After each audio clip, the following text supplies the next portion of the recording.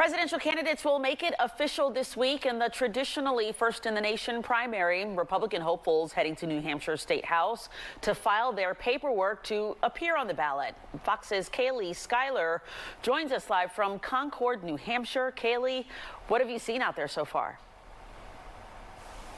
Well, Christine, just a few hours ago, Florida Governor Ron DeSantis made his way up to the second floor to the Secretary of State's office to officially get on the 2024 ballot. The room was packed with reporters around the historic desk, and supporters were lining the hallways chanting. Now, when DeSantis entered the room, he handed the Secretary of State a $1,000 check as a requirement. Now, it's also tradition here for candidates to sign a notice to voters, and that notice is placed at polling locations. DeSantis wrote, quote, "Live free or die."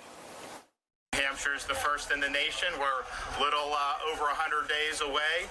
We're going to be spending an awful lot of time here and, of course, in Iowa over the next 105 days. And I think it's going to be important on determining the direction of this country.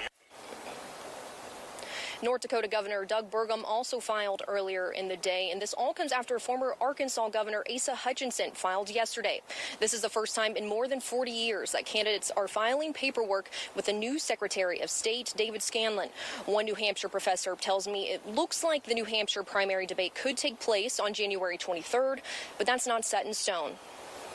The Secretary of State in New Hampshire has the authority to set this date of the primary 1 week before any similar contest. And it's up to him to determine what a similar contest is. So even though the Iowa Republicans say they're going to have a caucus maybe a week before New Hampshire, that could be okay. We've had a history of letting the caucuses go.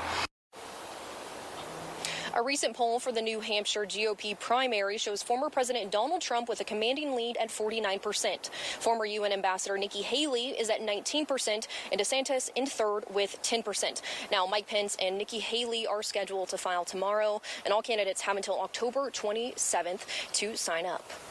In Concord, New Hampshire, Kaylee Schuyler, Fox 5 News. All right. Thanks so much, Kaylee.